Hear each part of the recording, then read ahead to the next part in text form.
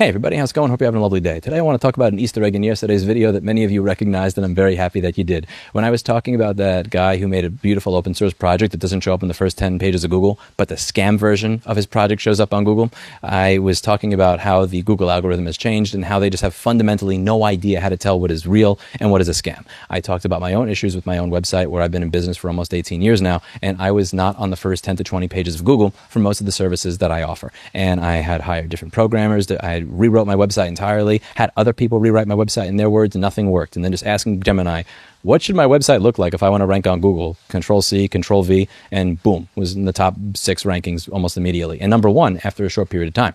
Now, in yesterday's video, I searched for hard drive data recovery just to demonstrate the results. And as you know, if you use Google now, for the last year, they've been shoving Gemini and AI bullshit down your throat. And that first section of the page has the Gemini AI generated crap. And one of the things that they're doing is they're actually grabbing information from other websites. And there's ways that you can write your website. So you're kind of feeding it directly there. So you're letting it know this is a great thing to have for the AI auto description. And I was, of course, number 1 for that because I asked Gemini, how do I be number 1 for that? It just told me how.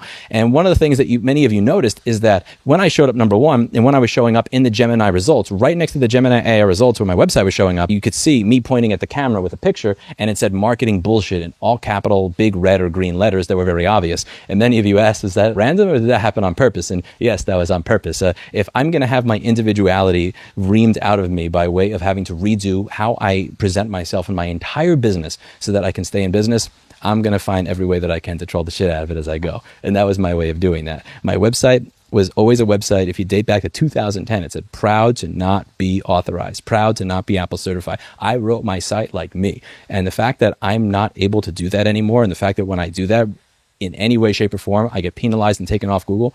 And when I just have Gemini write it the way I want, that works. I'm ashamed of my decision. I'm ashamed that I chose that, even though I made that decision because I'd rather do that than fire all my employees and sell my website for $5,000 and say, I give up, I'm done. But I'm going to try to inject a little bit of individuality in there and protest every way that I can. And I think getting it to the point where I rank number 1, but for all the things they say, me having an image next to it that says marketing bullshit right next to Google's AI results just shows how ridiculous all of this is. And the funny part of that is that the whole point of that result is supposed to be showing you something relevant based on what people have written, but it's actually not. That page was written by Gemini, so it's an AI-generated page. And then the AI is looking for something that's authoritative, and then it's looking for the thing that it wrote.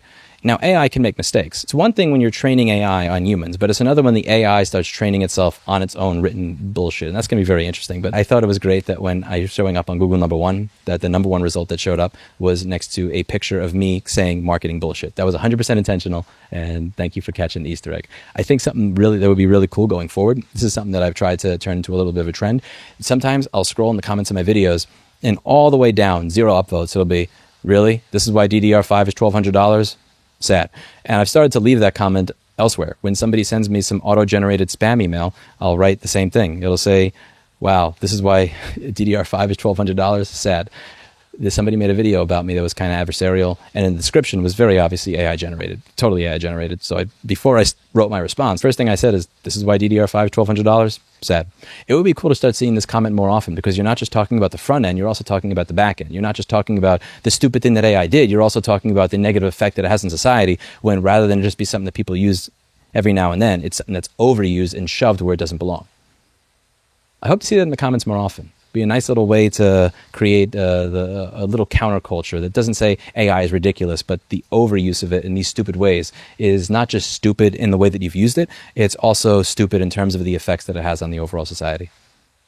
Thank you for noticing the Easter egg. I'm going to be throwing a lot more of them in there. I'm not a person who very easily gives up their individuality, and I thought it was really cool that many of you noticed. See you in the next video. Bye now.